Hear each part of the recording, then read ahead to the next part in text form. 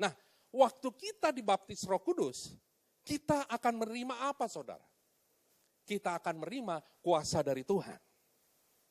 Kisah Rasul 1 ayat 8 katakan, tetapi kamu akan menerima kuasa kalau Roh Kudus turun ke atas kamu.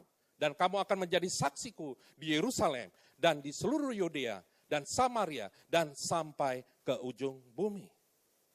Jadi waktu kita dibaptis Roh Kudus, kita diberikan kuasa oleh Tuhan untuk menjadi saksinya. Untuk kita menyelesaikan amanat agung Tuhan Yesus Kristus. Nah, itu yang Tuhan mau hari-hari ini, saudara. Supaya kita juga tidak lupa memperkatakan juga firman Tuhan. Nah, seringkali gimana saat caranya kita bisa memperkatakan firman Tuhan? Kalau kita sendiri tidak baca firman Tuhan. Apakah hari-hari ini engkau terus baca Alkitab, firman-Nya? Karena firman Tuhan katakan, iman timbul dari pendengar dan pendengaran akan firman Kristus. Iman itu timbul waktu kita baca firman Tuhan dan itu menjadi rema dalam hidup kita, saudara. Nah, ciri-ciri orang yang dibaptis Roh Kudus itu apa, saudara? Kita akan pelajari. Ciri pertama dari orang yang dibaptis Roh Kudus adalah dia tidak sombong, saudara. Kita lihat daripada Daud. Waktu Daud diurapi oleh Nabi Samuel untuk menjadi nantinya dia akan menjadi Raja Israel. Padahal pada saat itu Daud adalah seorang penggembala kambing domba yang hanya 2-3 ekor. Waktu dia diurapi Nabi Samuel yang adalah orang terkenal pada saat itu di kerajaan Israel, didatangi oleh Nabi Samuel. Dan pada saat itu Daud usianya 17 tahun. Tidak ada satupun waktu itu sebelum diurapi oleh Nabi Samuel, saudara-saudaranya, ya, kakak-kakaknya, bahkan dibilang, wah, waktu Nabi Samuel melihat Eliab, wah ini dia orang yang diurapi Tuhan. Oh tidak, Tuhan bilang, bukan apa yang dilihat manusia yang dilihat Tuhan. Manusia melihat luarnya, tapi Tuhan melihat hatinya, aku tidak berkenan kepada dia. Semua saudara-saudara Daud ditunjukkan kepada Nabi Samuel. Padahal saudara Daud yang 3 orang pertama, Eliab, Abinadab, Syama, mereka adalah orang-orang terkenal di kerajaan Israel pada saat itu. Mereka adalah orang-orang kepercayaan Raja Saul. Tapi tidak satu pun orang yang dipercaya Raja Saul ini yang dipercaya Tuhan untuk nanti menggantikan Raja Saul sebagai Raja Israel. Sampai semua orang anak-anak Isai dikeluarkan, tidak ada satupun yang dikenan Tuhan. Sampai akhirnya ditanya Nabi Samuel, inikah semua anak-anakmu?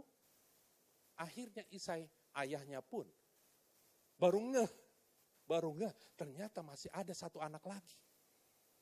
Yaitu yang paling bungsu, namanya Daud. Waktu itu dia sedang mengembalakan kambing domba.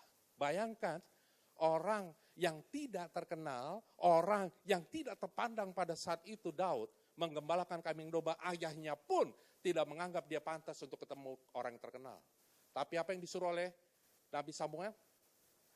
Mana anakmu itu?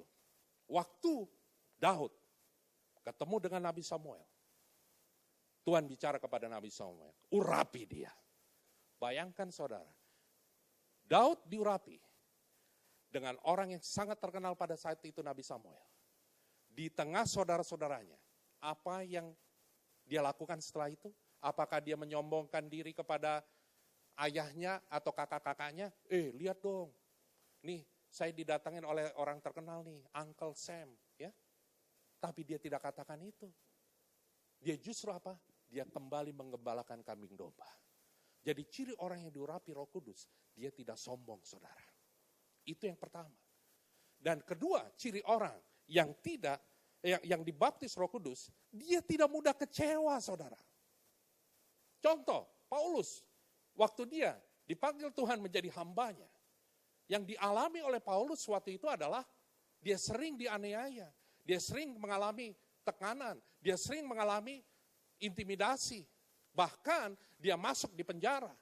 Pernahkah kita membaca firman Tuhan waktu Paulus dimasukin penjara, waktu dia ditindas, waktu dia dianiaya, waktu dia dimaki, dia akhirnya katakan, saya menyesal mengikut Yesus? No. Dia justru tetap katakan apa? Bersukacitalah senantiasa, tetaplah berdoa, dan mengucap syukurlah dalam segala hal, sebagaimana dikehendaki Kristus Yesus bagi kamu. Dengan kata lain, orang yang dibaptis Roh Kudus, Dia tidak mudah kecewa. Dan itu dilakukan, salah satu contohnya adalah Paulus. Paulus adalah seorang hamba Tuhan yang tidak pernah menyesal mengikuti Yesus. Yang tidak pernah kecewa menghadapi segala tekanan dan juga segala persoalan hidupnya. Hari-hari ini kita mengalami banyak tekanan akibat dari pandemi COVID-19 ini. Ekonomi, bahkan juga kita untuk berbakti pelayanan pun susah, untuk kita beribadah pun susah. Tapi satu hal yang Tuhan mau adalah kita mengucap syukur dalam segala hal. Kita tetap setia dalam segala perkara. Karena kita percaya bersama dengan Tuhan Yesus, Dia akan memberikan kepastian, bukan yang biasa-biasa. Dia berikan jaminan, keselamatan, dan kepastian dalam hidup kita. Jadi, orang yang dibaptis Roh Kudus, ciri pertama tadi apa saudara? Dia tidak sombong. Ciri kedua, dia tidak mudah kecewa. Dan yang terakhir, ciri dari orang yang dibaptis Roh Kudus, dia tidak mudah terintimidasi. Waktu Daud menghadapi Goliat, dia tahu yang dihadapi badannya besar. Dia tahu secara fisik gak mungkin. Tetapi dia melihat apa saudara?